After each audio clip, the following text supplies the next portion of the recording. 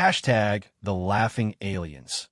First contact the Galactic Council chambers echoed with chittering laughter as Ambassador HFY displayed the latest intelligence report from the small blue planet in the outer spiral arm. 3-meter-tall insectoid beings with crystalline wings buzzed with amusement, while the slug-like more-than delegation oozed satisfaction from their moisture pods. "Look at these primitive creatures," HFY's translator crackled, his mandibles clicking in rhythm. "They call themselves humans and still wage war with projectile weapons. Metal slugs fired from tubes. How delightfully barbaric." The holographic display showed grainy footage of human soldiers in various camouflage patterns: digital pixels, woodland patterns, desert stripes. The assembled alien representatives burst into fresh waves of laughter. The Kethmori, beings of living shadow who could phase through matter at will, found it particularly amusing. "They paint themselves in crude patterns," wheezed Overlord Vashti, his gelatinous form rippling with mirth. "As if simple visual deception could fool our advanced sensor arrays. Our thermal imaging sees through any disguise, and our quantum scanners detect life signatures from kilometers away." Fleet Admiral Corinth of the Draconic Hegemony spread his scaled wings wide, a gesture of supreme confidence. "My scouts report their largest sniper rifles can barely reach 2 kilometers. Our standard infantry weapons have triple that range, with perfect accuracy. This will be a simple conquest." The intelligence brief continued. Earth had no energy shields, no plasma weaponry, no faster-than-light communication systems within their atmosphere. Their most advanced fighters moved at barely supersonic speeds, while the Galactic Council's forces could traverse star systems in hours. "The planet does have some interesting biological diversity," noted Dr. Quillnex, the Council's xenobiologist. Her 4 eyes studied the data with scientific interest. Dense forest regions, vast deserts, frozen wastelands, and expansive jungles. The vegetation in some areas grows quite thick. "Perfect for hunting grounds," rumbled General Thakmar, his cybernetic implants gleaming. "My troops enjoy a good chase. These humans might provide sport for a few hours before we claim their world." The room filled with predatory anticipation. The Helix Empire had been expanding steadily for 3 centuries, and Earth represented another easy addition to their territory. The planet's location made it strategically valuable as a way station, and early scans suggested rich mineral deposits. "Their military doctrine is particularly amusing," ZYXTHAC continued, pulling up tactical manuals intercepted from human communications. "They actually believe in something called asymmetric warfare and guerrilla tactics. They think hiding in bushes and wearing leaf patterns will help them fight superior technology." The War Marshal of the Void Hunters, a mechanical being whose race had long ago abandoned biological forms, processed the data with quantum efficiency. Analysis complete. Human tactical capability, negligible. Recommended force deployment, minimal. Estimated conquest time, 72 standard hours. Even a normally cautious ethereal collective seemed confident. Their representative, a being of pure energy contained within a crystalline shell, pulsed with agreement. "Our psionic warriors can locate any hidden human from vast distances. Their primitive minds broadcast emotions like beacon signals." Maps of Earth spread across the chamber's displays, showing major population centers, military installations, and resource locations. The aliens have been observing humanity for months, cataloging every strength and weakness. The humans had no idea they were being watched. "I particularly enjoy this concept they call camouflage," chuckled Commander Veltar of the Stormwing Fleet. "They seem to believe that matching their appearance to local terrain provides some tactical advantage. Our sensors detect heat signatures, electromagnetic fields, chemical traces, and quantum fluctuations. Visual deception is utterly irrelevant." The assembled leaders began discussing invasion logistics with casual efficiency. Orbital bombardment platforms would eliminate major cities and military bases within the first hour. Atmospheric fighters would hunt down fleeing government officials and military commanders. Ground forces would mop up any remaining resistance and secure resource extraction sites. "The humans have nuclear weapons," warned Intelligence Director Morthake, though his tone suggested minimal concern. primitive fusion, and fission devices. Our shielding technology makes them ineffective, but they might attempt desperate strikes. Let them try. General Thakmar's voice carried dark amusement. Their largest warheads are equivalent to toys compared to our planet crackers. Besides, we want the world relatively intact for mining operations. The meeting continued for hours as the aliens refined their invasion plans. They discussed which human cities to preserve as administrative centers, where to establish processing facilities for captured humans who might serve as laborers, and how to most efficiently strip the planet of useful resources. None of them paid much attention to the smaller details in their intelligence reports. The dense jungle regions were noted, but dismissed as minor terrain features. The mentions of human special forces and elite sniper units were categorized as primitive warrior castes with limited technological support. Final preparations will take 3 solar cycles, announced Fleet Admiral Corinth. I want overwhelming force deployed immediately. This conquest should serve as a demonstration to other primitive worlds that resistance is futile. The Council voted unanimously to proceed with the invasion of Earth. As the meeting dissolved into smaller groups, finalizing tactical details, the laughter continued. These aliens had conquered dozens of worlds, and Earth appeared to be among the weakest they had ever encountered. The holographic displays faded, leaving the chamber in the pale, blue glow of artificial starlight. In 3 days, the first wave of the invasion fleet would enter Earth's solar system. The aliens were so confident in their superior technology that they had already begun planning the victory celebration. They had no idea that in the deepest jungles of Earth, where their sensors would soon struggle against the chaotic interference of dense vegetation and exotic mineral deposits, a different kind of war was about to begin. The kind of war where technology alone could not guarantee victory, and where a single human with the right skills and knowledge of the terrain could turn the tide of battle. The Galactic Council's laughter would soon turn to screams of terror. But for now, they slept peacefully in their ships, dreaming of an easy conquest that would never come. #The invasion begins. The first wave hit Earth at dawn, Greenwich Mean Time. Massive alien warships materialized in orbit like dark thunderclouds, their hulls bristling with weapons that could reduce mountains to ash. The morning news broadcast lasted exactly 14 minutes before every major television station, radio tower, and internet hub went dark under precise orbital strikes. Major cities around the world erupted in pillars of superheated plasma as the aliens demonstrated their technological superiority. New York, London, Tokyo, Moscow, each became a crater of molten glass within the first hour. The message was clear. Resistance was not just futile, it was impossible.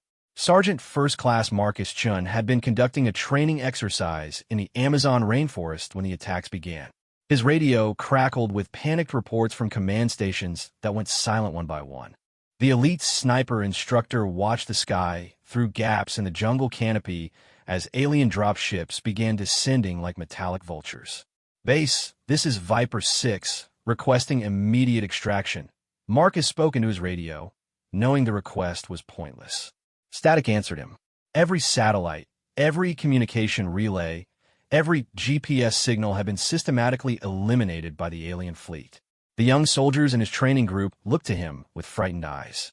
They were supposed to be learning advanced camouflage techniques and long-range reconnaissance. Instead, they were witnessing the end of the world as they knew it. "Listen up," Marcus said quietly, his voice carrying the calm authority of a man who had survived 3 tours in the world's most dangerous conflict zones. "Whatever's happening up there, we're on our own now. Everything we've trained for, everything you've learned about staying invisible in hostile territory, that's what's going to keep us alive." The first alien patrols landed 3 kilometers from their position. The soldiers could hear the whine of exotic engines and the crack of energy weapons as the invaders began systematically destroying anything that looked like military infrastructure. A small observation post on the river was vaporized in a flash of blue light that left nothing but a smoking crater. Marcus studied the enemy through his scope as they moved through the jungle. The aliens were tall, insectoid creatures with segmented armor that gleamed with integrated technology. Their weapons fired beams of coherent energy that could slice through tree trunks like paper. Most importantly, they moved like they owned the place, confident, careless, expecting no real opposition. "They're not scanning the trees," whispered Private Johnson, one of Marcus's best students. "Look how they walk. They're only watching the ground and the sky." Marcus nodded approvingly. The kid was learning to think like a predator instead of prey. The aliens were using their advanced sensors to search for large groups of humans, major installations, and obvious threats. They weren't looking for a handful of people who knew how to become part of the landscape. The radio burst to life with a weak signal from an emergency frequency. "Anyone out there? Washington is gone. Pentagon confirmed destroyed. All major bases are scattered resistance forming in rural areas. If you can hear this." The transmission cut off abruptly, probably jammed or triangulated by alien communications warfare. But Marcus had heard enough. There were other survivors, and some of them were fighting back. Over the next several hours, they watched the systematic destruction of human civilization from their hidden position in the rainforest canopy. Alien forces moved with mechanical precision, securing strategic locations and eliminating any sign of organized resistance. Their confidence was absolute. They had done this before on other worlds, and Earth was following the expected pattern of quick collapse. "Sergeant," said Corporal Martinez, pointing through the trees. "Look at their formation. They're not even trying to watch their flanks. It's like they think the jungle is empty." Marcus studied the alien patrol through his rifle scope. 8 creatures moving in a loose column along what used to be a hiking trail. Their armor's technological sophistication was obvious. Heads-up displays, integrated communications, probably climate control, and medical monitoring. But they moved like tourists, not soldiers expecting contact. They've never fought in terrain like this, Marcus realized. Look at how their feet sink into the mud. Those suits aren't designed for this environment. They're used to fighting in open spaces where their sensors give them complete situational awareness. The alien technology was impressive, but Marcus had spent years learning to disappear in environments where the enemy had satellite surveillance, thermal imaging, and acoustic sensors. The principles remained the same. Move slowly, use natural cover, control your heat signature, and never be where the enemy expects you to be. As night fell, the aliens activated powerful floodlights that turned the jungle into a harsh landscape of stark shadows and blinding brightness. They were trying to eliminate the natural concealment that darkness provided, but they were also destroying their own night vision and creating noise that masked any sound from hidden observers. "Amateurs," muttered Staff Sergeant Williams, the most experienced soldier in their group. "They're lighting themselves up like Christmas trees and announcing their position to anyone within 5 kilometers. Marcus began formulating a plan. The aliens had superior technology, but they were making mistakes that suggested they had never faced an enemy who understood camouflage and concealment. Their sensors were designed to detect obvious threats, not someone who could become invisible in plain sight. The opportunity came just before midnight. A single alien scout separated from the main group to investigate what might have been movement in the underbrush. It was probably just a jaguar or some other jungle animal, but the creature moved forward with its weapon ready. Marcus had positioned himself 40 meters away, completely invisible under a carefully constructed blind made of local vegetation and mud. His rifle was a .308 Winchester, primitive by alien standards, but absolutely silent when fired through his custom suppressor. The alien's armor might stop energy weapons and small arms, but Marcus had loaded his rifle with armor-piercing round designed to penetrate hardened targets. The shot was perfect. Through his scope, Marcus watched the alien's head snap back as the bullet found a gap in the helmet's neck seal. The creature dropped without a sound, its advanced sensors and communications gear suddenly useless. For 30 seconds, nothing happened. The other aliens continued their patrol, unaware that their scout was down. Their sensors detected no energy weapons discharge, no obvious threat signature. To their advanced technology, the death looked like a random equipment failure or medical emergency. Then, the alien commander tried to contact the fallen scout, and the lack of response triggered a search protocol. The patrol converged on the location with weapons ready, but they found nothing except dense jungle vegetation and a body with what looked like a small puncture wound. Marcus was already gone, melted back into the forest like smoke. He had moved immediately after firing, using predetermined routes and concealed positions that he had mapped during their training exercise. By the time the aliens reached the kill site, he was 200 meters away and completely invisible under a different hide. The alien patrol swept the area with every sensor they possessed. Thermal imaging revealed nothing but the cooling corpse of their comrade. Electromagnetic scanners detected no artificial signatures. Chemical sensors found only jungle scents and the metallic smell of their own equipment. After an hour of fruitless searching, they called for reinforcements. Within minutes, a dozen more aliens arrived with heavier weapons and more sophisticated detection gear. They began a systematic search of the entire area, cutting down vegetation and scanning every square meter with scientific precision. They found nothing. The aliens began to realize that something was wrong. This wasn't the quick, easy conquest they had expected. Somewhere in this green hell, an enemy was hiding who could kill their soldiers and disappear without a trace. Their confidence began to crack as they reported the incident to their orbital command. For the first time since the invasion began, the aliens felt the cold touch of fear. They had the best technology in the galaxy, but technology couldn't help them fight an enemy they couldn't find, couldn't predict, and couldn't understand. In the depths of the Amazon rainforest, the rules of warfare were about to change completely. Marcus Chun smiled grimly as he watched the confused aliens through his scope. They had laughed at human camouflage, but they were about to learn that sometimes the oldest tricks were the deadliest. The real war was just beginning. #The Hunter becomes the hunted. The alien command ship orbited Earth in silent fury as Commander Veltar reviewed the morning casualty reports. What should have been a routine mop-up operation had turned into a nightmare of systematic losses. In the past 72 hours, his forces had lost 37 soldiers in the Amazon sector alone, each one picked off by an invisible enemy who struck without warning and vanished without a trace. "Show me the tactical analysis again," Veltar demanded, his segmented fingers clicking against the control panel in agitation. The holographic display materialized, showing the jungle region where his troops were dying one by one. "The pattern is consistent," reported his tactical officer, a being whose crystalline body pulsed with nervous energy. "Single shots, always targeting weak points in armor design. The projectiles are primitive metal slugs, but they're precisely placed to cause maximum damage. Range varies from 50 to 800 meters. And our sensors detect nothing." "Nothing, Commander. No energy signatures, no heat blooms, no electromagnetic emissions. The attacks appear to come from empty jungle." Veltar studied the terrain map with growing frustration. His forces had swept the area repeatedly with every detection method available. Thermal sensors found nothing but background jungle heat. Motion detectors triggered constantly from animals and falling vegetation.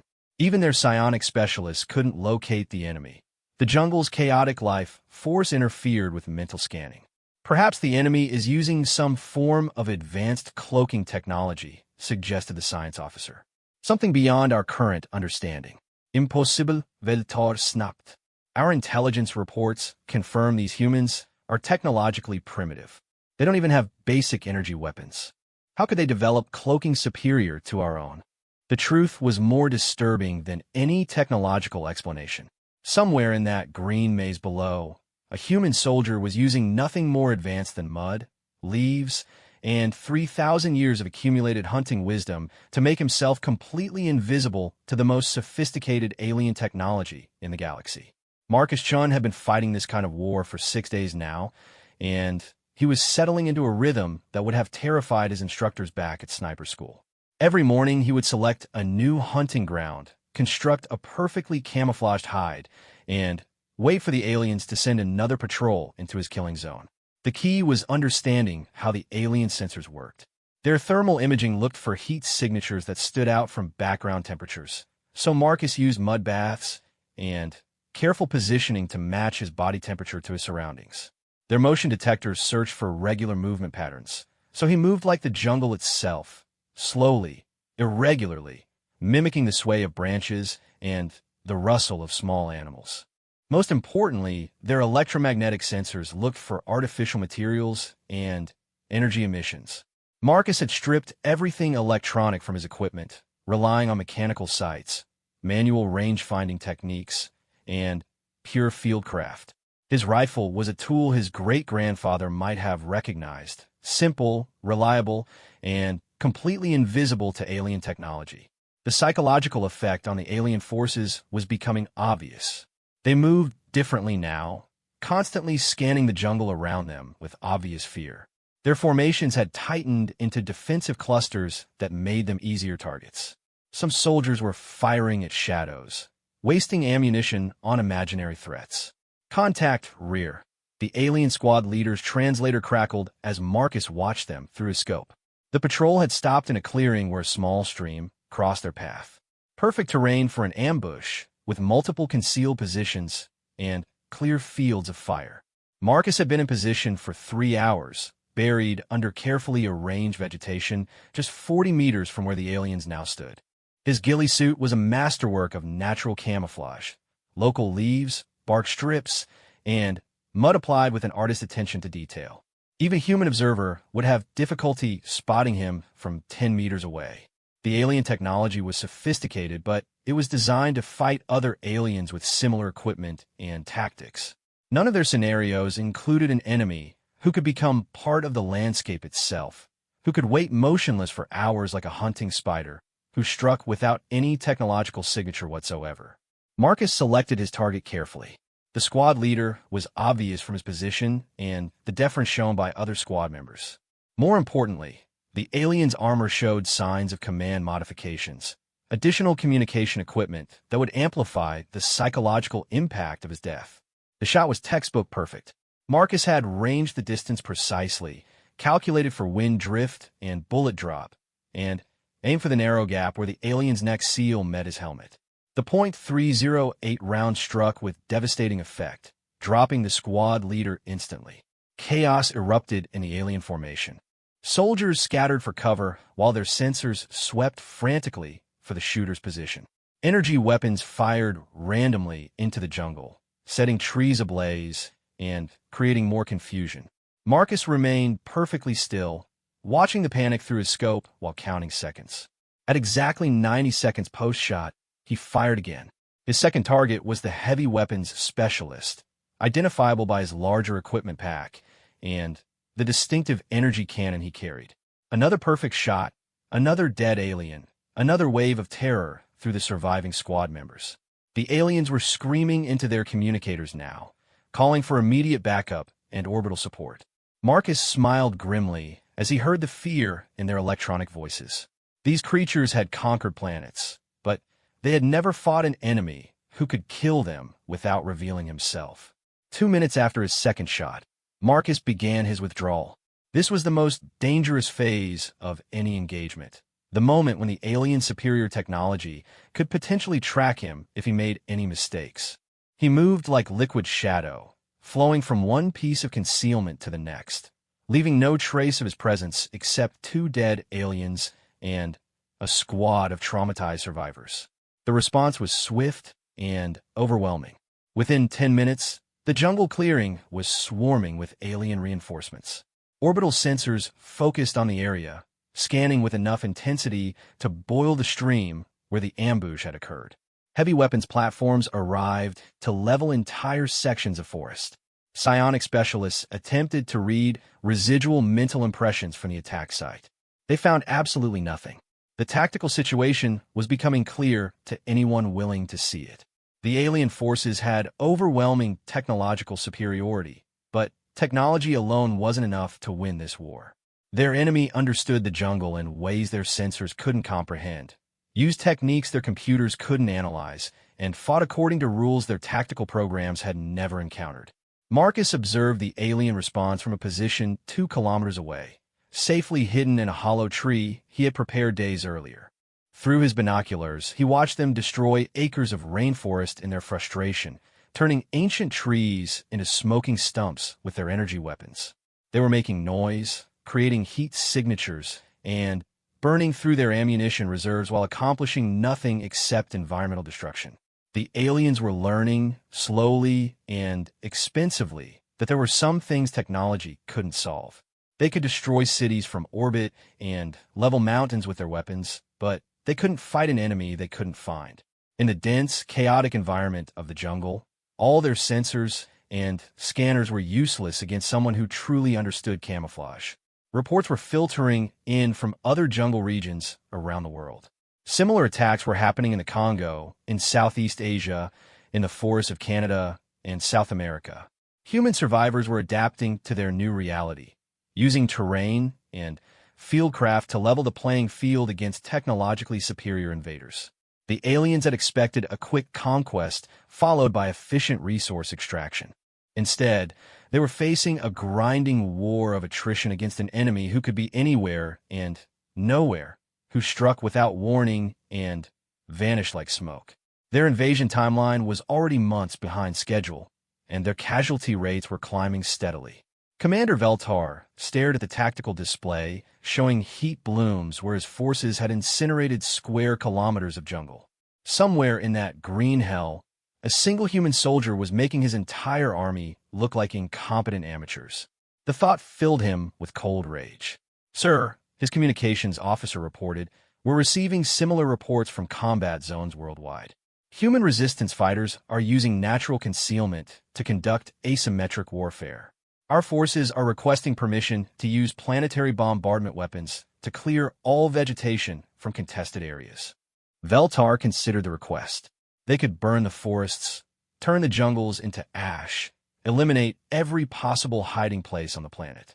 But that would also destroy the resources they had come to harvest, defeat the entire purpose of the invasion. The humans had turned their own planet into a weapon against the invaders. Every tree, every shadow, every blade of grass was potential cover for an enemy who fought like no one in the galaxy had ever fought before. The aliens were learning too late that conquest wasn't just about superior firepower. It was about understanding the battlefield. In the depths of the Amazon, Marcus Chun cleaned his rifle and prepared for another day of hunting. The aliens had no idea how many more surprises the human race had in store for them.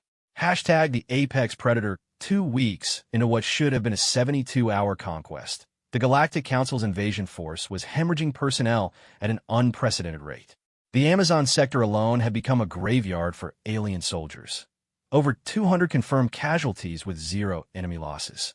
The dense jungle had swallowed entire patrols, leaving behind only empty armor and the lingering scent of fear. General Thakmar materialized in the command center as a shimmering hologram, his mechanical features twisted with barely contained rage. The cybernetic warlord who had conquered 17 worlds was being humiliated by primitive humans with projectile weapons. "Status report," he demanded, his artificial voice cutting through the nervous chatter of the command staff. "Catastrophic, General," admitted Commander Veltar, gesturing at the tactical displays showing the Amazon region. "We've lost operational control of approximately 60% of the target area. Enemy contact frequency has increased to an average of 1 engagement every 4 hours. Our casualty ratio is unacceptable," Thakmar interrupted. "Show me these humans. Show me what manner of creatures are making fools of the Galactic Council's finest warriors." The main display shifted to surveillance footage captured from fallen soldiers' helmet cameras. The recordings were frustrating and terrifying, brief glimpses of muzzle flashes from seemingly empty jungle, the crack of primitive projectile weapons, then static as another alien soldier died. "We have visual confirmation of exactly 1 enemy combatant," Veltar continued, highlighting freeze frames from the recordings.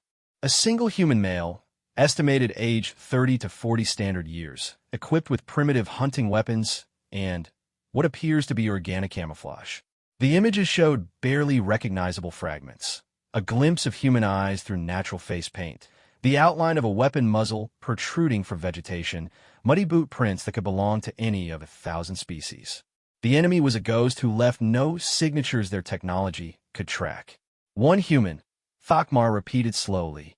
"1 primitive creature with antique weapons is responsible for this disaster. We believe there may be additional combatants," Veltar added hastily. "Our tactical analysis suggests coordinated strikes from multiple positions, though we have no direct evidence of other individuals." The truth was more disturbing than military pride would allow them to admit. Marcus Chun had evolved beyond a simple soldier into something that belonged more to nightmares than tactical manuals. He had become the jungle's apex predator, moving through the alien-occupied territory like death itself. Marcus had spent 2 weeks learning everything about his enemy's technology, tactics, and psychology. He knew their patrol schedules, their communication frequencies, their response protocols. More importantly, he understood their fears. The aliens were beginning to see threats in every shadow, to jump at sounds that might be wind or might be death approaching on silent feet. The psychological warfare was as important as the physical kills. Marcus left messages for his enemies, arrangements of bones and vegetation that meant nothing to alien analysis computers, but conveyed primal warnings that any predator would understand. He used their own technology against them, rigging captured equipment to create false sensor readings that sent entire squads chasing phantoms through the jungle maze. "Sir," reported the tactical officer, "we're receiving a priority transmission from Patrol 7. They've located what appears to be the enemy's base camp." The command center fell silent as the transmission crackled through their speakers. The patrol leader's voice carried the tight control of someone trying not to panic. "Command, we have visual on a concealed position approximately 3 clicks northeast of grid reference Tango 7.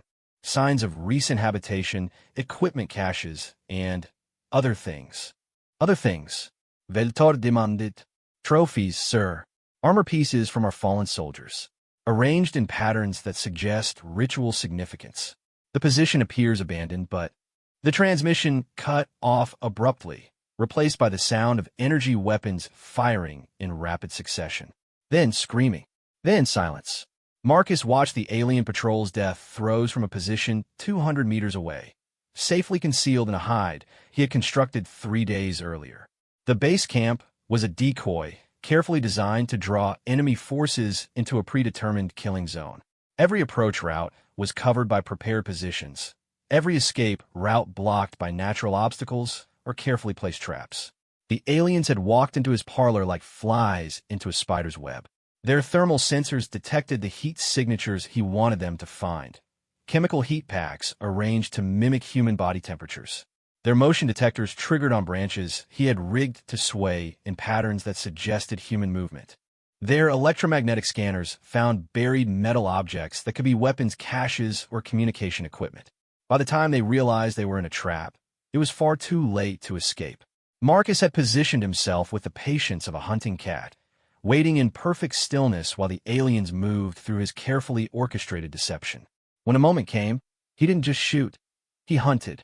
Each shot was precisely calculated not just for lethality, but for maximum psychological impact on the survivors. The squad leader died first, his head exploding in a spray that painted his subordinates with alien blood. The heavy weapons specialist lasted 30 seconds longer, time enough to realize he was going to die, but not enough to locate the threat. The communications officer tried to call for help, but found his equipment mysteriously jammed by techniques Marcus had learned in asymmetric warfare courses. One by one, the aliens fell to an enemy they couldn't see, couldn't track, and couldn't fight. Their superior technology became useless weight in a conflict where survival depended on skills their civilization had forgotten millennia ago. They died confused and terrified, calling out to gods who couldn't hear them through the jungle's green ceiling. The last alien survivor lasted almost 10 minutes, cowering behind a fallen log, while Marcus played with him like a cat with a wounded mouse. The creature's thermal sensors detected nothing but background jungle heat. Its motion detectors triggered constantly on false signatures. Its communications equipment received only static and the sound of its own panicked breathing. When Marcus finally ended the game with a single shot through the alien's visor, the jungle returned to its natural sounds, birds calling, insects buzzing, water trickling over stone. Nature had reclaimed another small piece of earth from the invaders, leaving no trace except cooling corpses that would soon feed the soil. The response from Alien Command was swift and desperate. Orbital bombardment platforms locked onto the ambush site and reduced it to molten glass within minutes. Heavy assault teams deployed to sweep the surrounding area with enough firepower to level a small city. Psionic specialists attempted to track any residual mental signatures from the engagement. They found nothing except crater-marked earth and the lingering smell of ozone from their own weapons. Marcus had vanished into the jungle like smoke, already preparing his next trap in a location the aliens couldn't imagine and wouldn't think to search. General Thakmar studied the after-action reports with growing disbelief. His forces had lost another entire patrol to an enemy who left no physical evidence of his existence. Worse, the psychological impact was spreading through his army like a virus. Soldiers were refusing patrol assignments. Some were deserting their posts to return to the orbital platforms where they felt safe from the jungle's invisible predator. General Veltar reported hesitantly, "Our troops are requesting immediate reassignment to other theaters. Morale in the Amazon sector has collapsed completely. Some units are showing symptoms of mass hysteria." "Unacceptable," Thakmar snarled. "We are the Galactic Council's finest warriors. We do not flee from primitive savages with obsolete weapons. Sir, with respect, this enemy is unlike anything we've encountered. Our standard protocols assume we're fighting civilized opponents who follow recognized rules of warfare. This human fights like a wild animal. No honor, no mercy, no patterns we can predict or counter." Thakmar turned to study the jungle through the command center's viewports. Somewhere in that green maze, a single human being was making the galaxy's most advanced military look like amateurs. The thought filled him with rage that burned like molten metal in his cybernetic core. "Deploy the hunters," he ordered finally. "Release my personal guard. I want this human found and brought to me alive. It's time to show these primitives what real predators look like."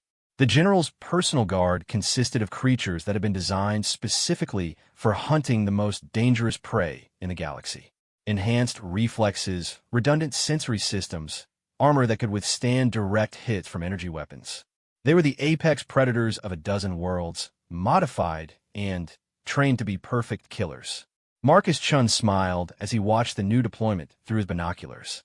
The aliens were escalating, bringing in their elite units because their regular forces couldn't handle a single human with a rifle and the knowledge of how to use terrain to his advantage.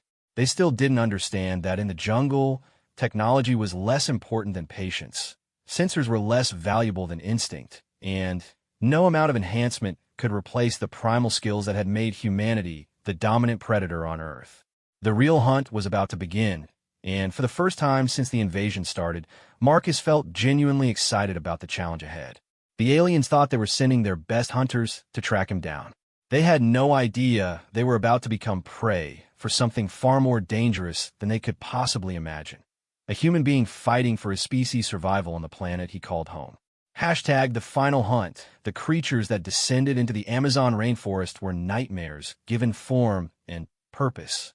General Thakmar's personal hunting pack consisted of 6 entities that had been biologically and cybernetically enhanced to track and kill the most dangerous prey in the galaxy. Each one was worth a battalion of regular troops, and together they represented the absolute pinnacle of Galactic Council military technology.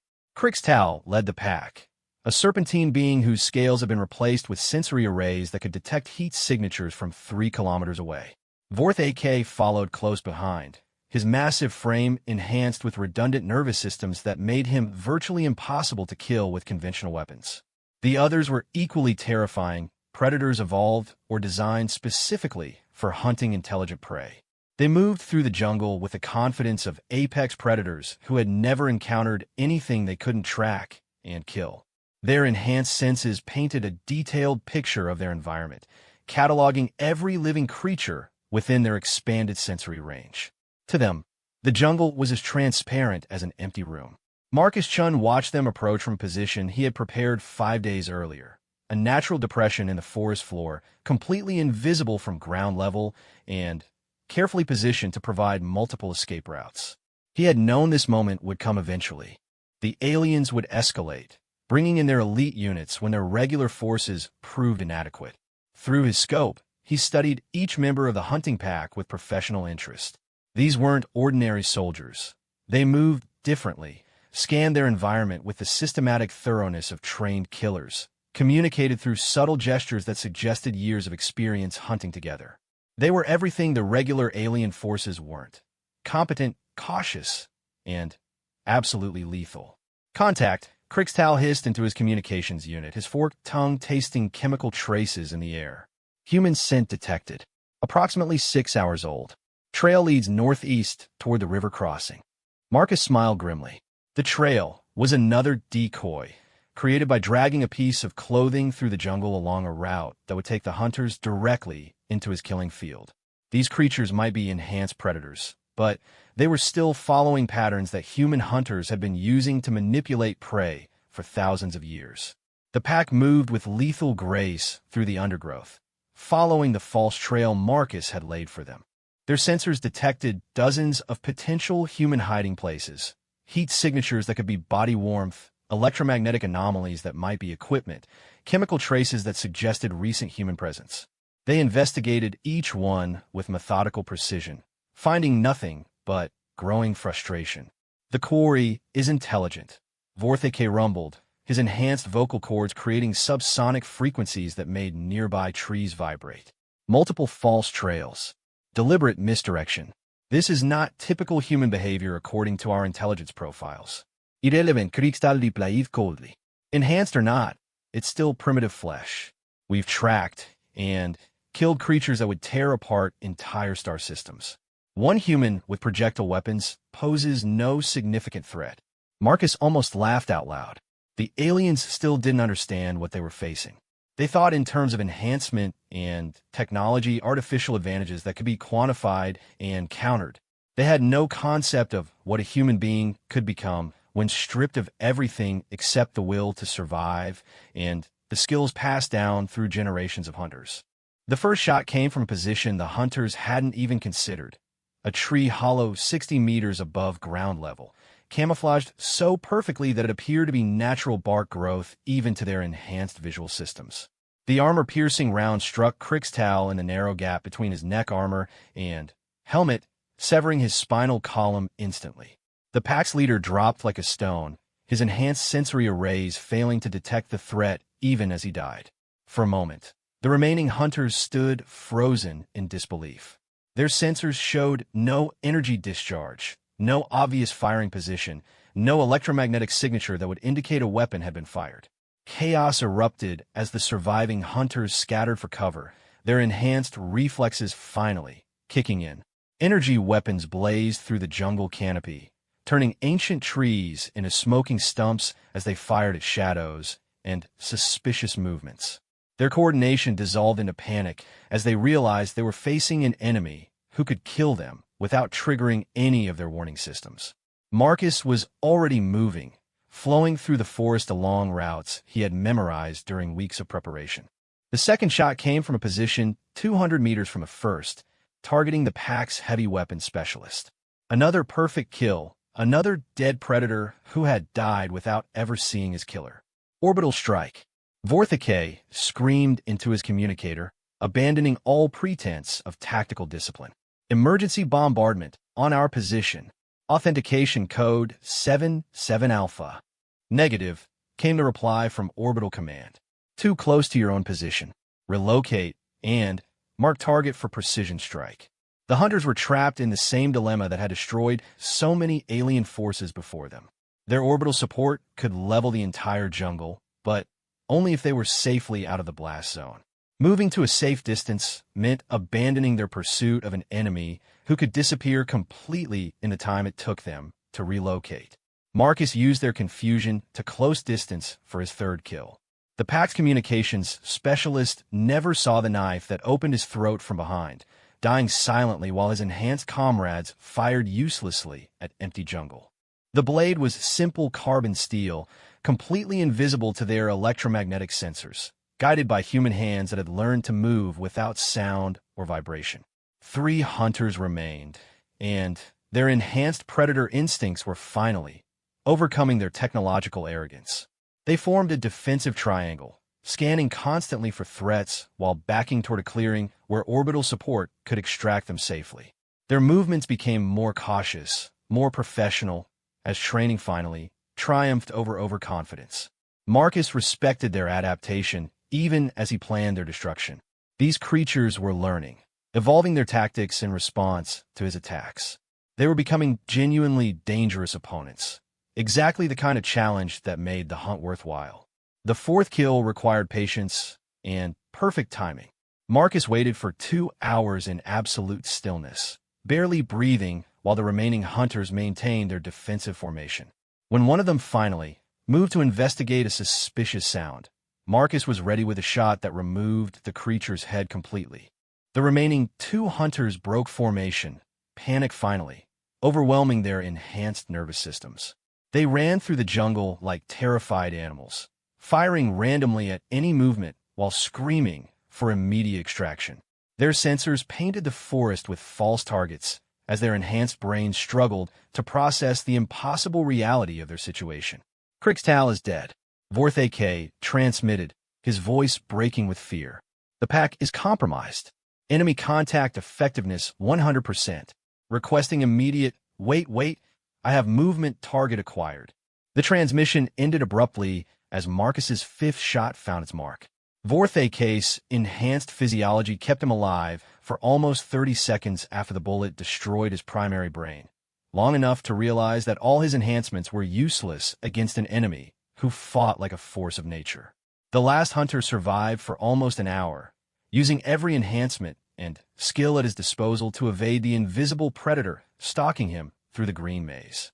He moved in unpredictable patterns, scanned constantly with every sensor available, even attempted to use psionic abilities to detect hostile intent. Nothing worked. Marcus killed him quietly, personally, with a knife thrust that found the narrow gap in his armor with surgical precision. The creature died looking into human eyes that held no mercy, no honor, no recognition of his enhanced status. To Marcus, he was simply the last obstacle between Earth and freedom. The aftermath was silence, broken only by natural jungle, sounds returning slowly to the area. 6 of the galaxy's most dangerous predators lay dead, killed by a single human using weapons and techniques that predated their civilization by millennia. Their enhanced bodies would feed the jungle's scavengers. Their advanced equipment would corrode in the humid air, and their deaths would send a message through the alien command structure that no amount of technology could guarantee victory against humanity's will to survive. General Thakmar received the final transmission from his hunting pack, static-filled screams followed by silence. The tactical display showed 6 red markers indicating fallen elite soldiers, with no corresponding indicators of enemy casualties. His finest hunters, creatures that had never known defeat, had been systematically destroyed by a single primitive human. Sir, Veltar reported quietly, long-range sensors detect human uprising in 17 additional sectors worldwide. Our casualty reports are extensive. The invasion timeline is now 4 months behind schedule, and resource extraction operations have been suspended indefinitely due to security concerns. Thakmar stared at the tactical displays, showing a planet that should have been conquered weeks ago. Red markers indicated battle zones where human survivors were using jungle warfare, guerrilla tactics, and intimate knowledge of their terrain to bleed the invasion force dry. The quick conquest had become a grinding war of attrition that the Galactic Council was slowly losing. Prepare for strategic withdrawal, he ordered finally, the words tasting like acid in his mechanical throat. Mark Earth as a restricted system. Recommend indefinite quarantine. The Galactic Council's most advanced military force limped away from Earth like wounded animals fleeing from a superior predator. They left behind smoking cities, devastated landscapes, and the scattered remains of an army that had underestimated humanity's capacity for adaptive violence. Marcus Chun emerged from the jungle as alien ships lifted off from orbital positions, their hulls scarred by months of unexpected warfare. He watched them go with satisfaction, knowing that somewhere in their databases, Earth would be marked as a world where primitive humans with obsolete weapons had taught the galaxy's finest warriors the true meaning of fear. The aliens had laughed at Earth's camouflage, but they weren't laughing anymore. In jungles around the world, human survivors were cleaning their weapons and preparing for whatever came next. They had learned that sometimes the oldest skills were the most effective, and that no amount of technology could replace the primal knowledge of how to survive and fight on the world they called home. The war was over, but the legend of humanity's resistance had just begun. Across the galaxy, other species would whisper stories of the primitives who had turned their own planet into a weapon against technologically superior invaders. Earth had earned its place among the stars not through advanced technology, but through the simple, terrifying effectiveness of humans who refused to surrender and knew how to disappear into their own world like ghosts. Marcus smiled as he watched the last alien ship vanish into the star-filled sky. The galaxy had learned an important lesson about underestimating humanity. It was a lesson they would never forget.